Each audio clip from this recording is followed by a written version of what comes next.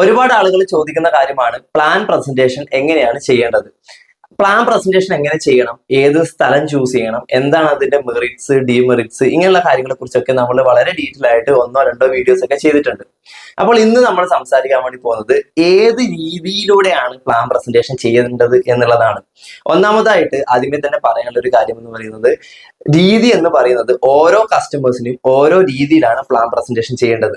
എല്ലാവർക്കും നമ്മൾ പഠിച്ചിരിക്കുന്ന കാര്യങ്ങളും കമ്പനിയെ കുറിച്ചിട്ടും ഇൻഡസ്ട്രിയെ കുറിച്ചിട്ടും പ്ലാന്റെ ഹൈലൈറ്റഡ് പോയിന്റ്, ലീഡേഴ്സ് പറഞ്ഞിരിക്കുന്ന ഇൻഫർമേഷനും അതർ ട്രെയിനിങ്സിൽ നിന്ന് നിങ്ങൾക്ക് കിട്ടുന്ന നോളജും വീഡിയോസിൽ നിന്ന് കിട്ടുന്ന നോളജും ഇതൊക്കെ കൊണ്ടുപോയിട്ട് എല്ലാവർക്കും ഒരുപോലെ കൊടുക്കുന്നതല്ല പ്ലാൻ പ്രസന്റേഷൻ. ഓരോ ആളുകൾക്കും എന്താണോ വേണ്ടത് അതിനനുസരിച്ചുള്ള കാര്യങ്ങൾ മാത്രം പറഞ്ഞുകൊണ്ട് അവനെ ഡീലിംഗിലേക്ക് ക്ലോസിംഗിലേക്ക് എത്തിക്കുന്നതുമാണ് യഥാർത്ഥ പ്ലാൻ പ്രസന്റേഷൻ. അതായത് ആളുകൾക്കനുസരിച്ച് കസ്റ്റമൈസ്ഡ് ആയിട്ട് പ്ലാൻ പറയാൻ വേണ്ടി പറ്റണം. എല്ലാവരും കമ്പനിയുടെ പ്രൊഫൈലും കാര്യങ്ങളൊക്കെ ഷെയർ ചെയ്യാറുണ്ട്. പ്രൊഫൈൽ എന്ന് പറയുമ്പോൾ നമ്മുടെ കമ്പനിയുടെ മാനേജ്മെന്റ് പാർട്ട്നേഴ്സ്, അല്ലെങ്കിൽ അവരുടെ ഒരു ക്വാളിറ്റി, അവരുടെ പാസ്റ്റ് ഹിസ്റ്ററി, അവർ ചെയ്തുകൊണ്ടിരിക്കുന്ന കാര്യങ്ങൾ, അങ്ങനെയുള്ള കമ്പനിയുടെ പ്രൊഫൈൽ റിലേറ്റഡ് ആയിട്ടുള്ള കാര്യങ്ങൾ. പ്രൊഡക്റ്റും ഇൻകം പ്ലാനും ഒക്കെ സെപ്പറേറ്റ് ആണ് എങ്കിൽ പോലും പ്രൊഫൈൽ റിലേറ്റഡ് ആയിട്ടുള്ള കാര്യങ്ങൾ എല്ലാവരും തന്നെ സംസാരിക്കാറുണ്ട്. അതുകൊണ്ട് ഈ ഒരു വീഡിയോയിൽ പ്രൊഫൈൽ എന്ന് പറയുന്ന ഒരു ഭാഗത്തിന് നമുക്ക് മാറ്റിവെക്കാം. അതെല്ലാവരും സംസാരിക്കുന്ന ഒരു കാര്യമാണ്. രണ്ടാമതായിട്ട് നമുക്ക് ഇവിടെ മെയിൻ ആയിട്ട് നോക്കാനുള്ളത് ഒരു 3 കാറ്റഗറിയാണ്.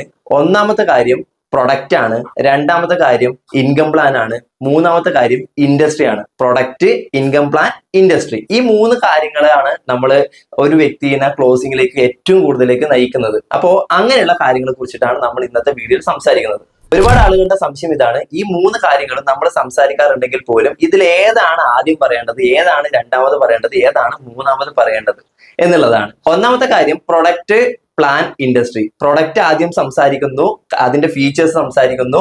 ഓൾവേസ് ഞാൻ പറഞ്ഞു, പ്രൊഫൈൽ കാര്യങ്ങൾ നമ്മൾ സംസാരിച്ചിട്ടുണ്ടാവും. പ്രൊഡക്റ്റ് സംസാരിക്കുന്നു, എന്നിട്ട് പ്ലാനും കാര്യങ്ങളും സംസാരിക്കുന്നു, ദെൻ നമ്മുടെ ഇൻഡസ്ട്രിനെ കുറിച്ച് സംസാരിക്കുന്നു. ഈ രീതിയിലും നമ്മുടെ ടോക്ക് പോയേക്കാം. രണ്ടാമത്തെ കാര്യം എന്ന് പറയുന്നത് product, industry, plan. Okay, change ആക്കിയിട്ടുണ്ട് കുറച്ച്. പ്രൊഡക്റ്റിനെ കുറിച്ചിട്ടാണ് നമ്മൾ ആദ്യം സംസാരിക്കുന്നത്. പിന്നീട് നമ്മൾ നിൽക്കുന്ന മേഖല, നെറ്റ്വർക്ക് മാർക്കറ്റിംഗ് അല്ലെങ്കിൽ മൾട്ടിപ്ലർ മാർക്കറ്റിംഗ്, ഇൻഡസ്ട്രിനെ കുറിച്ചിട്ട് കാര്യങ്ങളെ കുറിച്ചിട്ട് സംസാരിക്കുന്നു. ദെൻ എന്ത് ചെയ്യുന്നു, ലാസ്റ്റ് ആയിട്ട് പ്ലാനിനെ കുറിച്ചിട്ട് സംസാരിക്കുന്നു. മൂന്നാമത്തെ കാര്യമാണ് പ്ലാൻ, പ്രൊഡക്റ്റ്, ഇൻഡസ്ട്രി. ആദ്യം നമ്മൾ സംസാരിക്കുന്നത് പ്ലാനിനെ കുറിച്ചിട്ടാണ്, രണ്ടാമത് സംസാരിക്കുന്നത് പ്രൊഡക്റ്റിനെ കുറിച്ചിട്ടാണ്, മൂന്നാമതാണ് ഇൻഡസ്ട്രിയെ കുറിച്ച് സംസാരിക്കുന്നത്. നാലാമത്തെ കാര്യമാണ് പ്ലാൻ, ഇൻഡസ്ട്രി, പ്രൊഡക്റ്റ്. ആദ്യം ഇൻകം ബെനിഫിറ്റുകളെ കാര്യങ്ങളും ഒക്കെ സംസാരിക്കുന്നു, പിന്നെ നെറ്റ്വർക്ക് മാർക്കറ്റിംഗ്, ഇൻഡസ്ട്രിനെ കുറിച്ച് സംസാരിക്കുന്നു, എന്നിട്ടാണ് പ്രൊഡക്റ്റിനെ കുറിച്ചിട്ട് അവസാനം സംസാരിക്കുന്നത്. അഞ്ചാമതായിട്ടുള്ള കാര്യമാണ് ഇൻഡസ്ട്രി, പ്രൊഡക്റ്റ്, പ്ലാൻ.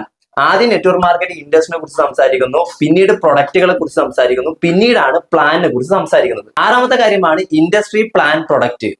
ഇൻഡസ്ട്രിനെ കുറിച്ചിട്ടാണ് ആദ്യമായിട്ട് സംസാരിക്കുന്നത്, എന്നിട്ട് പ്ലാനിനെ കുറിച്ചിട്ട് സംസാരിക്കുന്നു, ദെൻ പ്രൊഡക്റ്റിനെ കുറിച്ച് സംസാരിക്കുന്നു. ഈ ഒരു 6 കാര്യങ്ങളും ഞാൻ മാറ്റി മാറ്റി ഓരോ പോയിന്റുകൾ അങ്ങോട്ട് ഇങ്ങോട്ട് എടുത്ത് പറയുന്നതാണ്. ഈ രീതിയിലൊക്കെ നമുക്ക് ആളുകളോട് സംസാരിക്കാം, ഒരു രീതിയിലെ പ്രശ്നമില്ല. പക്ഷേ ഞാൻ അവസാനമായിട്ട് പറഞ്ഞ ആ ഒരു പോയിന്റ് ആണ് നമ്മുടെ ഈ ഒരു വീഡിയോന്റെ കാതലായിട്ടുള്ള കാര്യം. അതായത് ഇൻഡസ്ട്രി, പ്ലാൻ, പ്രൊഡക്റ്റ്.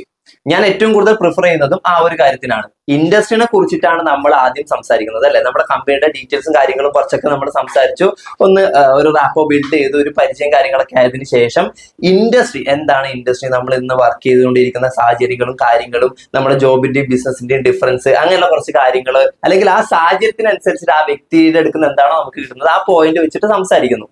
ഇൻഡസ്ട്രിനെ കുറിച്ച് സംസാരിച്ചു കഴിഞ്ഞതിന് ശേഷം നമ്മൾ പിന്നെന്താ സംസാരിക്കുന്നത്? ഇൻഡസ്ട്രി കഴിഞ്ഞ് കഴിഞ്ഞാൽ നമ്മൾ പ്ലാനിനെ കുറിച്ച് സംസാരിക്കുന്നു.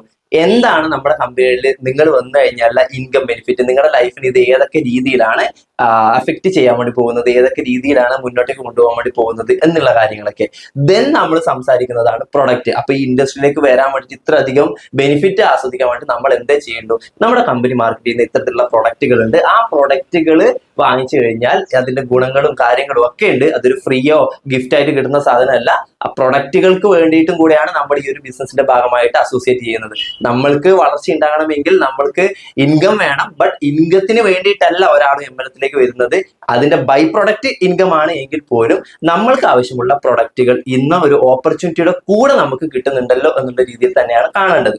അപ്പൊ പ്രൊഡക്റ്റിന് എന്തുണ്ട്, ഇമ്പോർട്ടൻസ് ഉണ്ട്. അപ്പൊ പ്രൊഡക്റ്റിന്റെ കാര്യങ്ങളൊക്കെ സംസാരിച്ചിട്ട് അസോസിയേറ്റ് ചെയ്യുന്നു, അല്ലെ? ഈ രീതിയാണ് ഏറ്റവും കൂടുതൽ ആളുകൾ ചെയ്യണമെന്ന് ഞാൻ അടക്കം സജസ്റ്റ് ചെയ്യുന്നത്. അതായത് ഇൻഡസ്ട്രി, പ്ലാൻ, പ്രൊഡക്റ്റ്. എപ്പോഴും ഓപ്പർച്യൂണിറ്റിക്ക് തന്നെയാണ് പ്രാധാന്യം ഉള്ളത്. ഈ ഒരു അവസരത്തിനാണ് പ്രാധാന്യം ഉള്ളത്. അവസരത്തിനാണ് പ്രാധാന്യം എന്ന് വിചാരിച്ചിട്ട് പ്രൊഡക്റ്റ് ഒരു ഗിഫ്റ്റ് ആണെന്നോ അല്ലെങ്കിൽ അതിന്റെ വേറൊരു കാര്യമാണെന്നോ പറഞ്ഞിട്ട് കാര്യമില്ല. പ്രൊഡക്റ്റിനും കൂടെ വാല്യൂ വേണം. അത്തരത്തിലുള്ള വാല്യൂ ഉള്ള പ്രൊഡക്റ്റുകൾ വേണം നമ്മുടെ കമ്പനിയിൽ ഉണ്ടാവേണ്ടത്. അല്ല, അത്തരത്തിലുള്ള നിങ്ങൾക്ക് കോൺഫിഡൻസ് ഉള്ള കമ്പനികളെ വേണം നിങ്ങൾ ചൂസ് ചെയ്യാൻ വേണ്ടി. പ്രൊഡക്റ്റിന് ഓൾവേസ് അവിടെ ഒരു പ്രാധാന്യമുണ്ട്. ആ പ്രൊഡക്റ്റ് ഇല്ലാതെ ഓപ്പർച്യൂണിറ്റിക്ക് മാത്രമായിട്ടാണ് നമ്മളൊരു കമ്പനിനെ എടുക്കുന്നതും സെലക്ട് ചെയ്യുന്നതും സംസാരിക്കുന്നതും എങ്കിൽ കൂടുതൽ ആളുകളൊന്നും കൺവിൻസ്ഡ് ആവണമെന്നില്ല. ആയെങ്കിൽ പോലും ആ നെറ്റ്വർക്ക് സ്റ്റേബിൾ നെറ്റ്വർക്ക് ആയിട്ട് വരണമെന്നില്ല. വൺ ടൈം വന്നു കഴിഞ്ഞാലും അവിടെ ആ വ്യക്തിനെ റീറ്റെയിൻ ചെയ്യിപ്പിക്കുന്നത് നിലനിർത്തുന്നത് എന്തുകൊണ്ടും പ്രൊഡക്റ്റ് ആണ്. അപ്പൊ ഓപ്പർച്യൂണിറ്റിയിലൂടെ പ്രൊഡക്റ്റിന്റെയും കൂടെ കാര്യങ്ങൾ സംസാരിച്ചിട്ട് വേണം നമ്മളുടെ പ്ലാൻ കംപ്ലീറ്റ് ചെയ്യാൻ വേണ്ടിയിട്ട്. അവസാനം പറഞ്ഞ ആ ഒരു രീതിക്ക് പുറമെ നമ്മൾ മനസ്സിലാക്കേണ്ടത് അവന്റെ വാണ്ടാണ്. അവൻ എന്തെങ്കിലുമൊക്കെ ആവശ്യങ്ങളുണ്ടോ, അവന്റെ ഡ്രീം എന്താണ്, ആ ഡ്രീമിനെ ആവശ്യങ്ങളെയും ടച്ച് ചെയ്യാൻ നമുക്ക് പറ്റുന്നുണ്ടോ, അത് ഇൻക്ലൂഡഡ് ആണോ നമ്മുടെ പ്ലാൻ പ്രസന്റേഷനിൽ എന്നുള്ളത് നമ്മൾ മനസ്സിലാക്കണം. No your customer. നിങ്ങളുടെ കസ്റ്റമറിനെ യഥാർത്ഥത്തിൽ മനസ്സിലാക്കിയതിന് ശേഷമാണ് നമ്മൾ ഈ കാര്യങ്ങളൊക്കെ തന്നെ ചെയ്യേണ്ടത്. നീഡ് ക്ലോസിംഗ് മെത്തേഡ് എന്ന് പറയും. ആ വ്യക്തിയുടെ ആവശ്യത്തിനനുസരിച്ചുള്ള കാര്യങ്ങൾ, ഞാൻ നേരത്തെ പറഞ്ഞ കാര്യങ്ങളും കൂടെ മിങ്കിൾ ചെയ്ത് സംസാരിക്കാനാണ് നമുക്ക് പറ്റേണ്ടത്.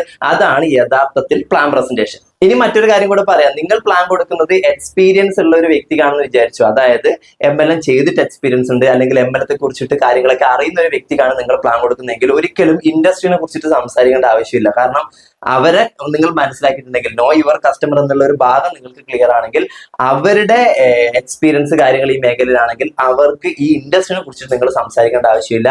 നിങ്ങൾ ആകെ പറഞ്ഞു കൊടുക്കേണ്ടത് നിങ്ങളുടെ പ്രൊഡക്റ്റും ആ പ്രൊഡക്റ്റിലൂടെ കിട്ടുന്ന ഇൻകം പ്ലാനും അതിന്റെ ബെനിഫിറ്റുകളും മാത്രമാണ്.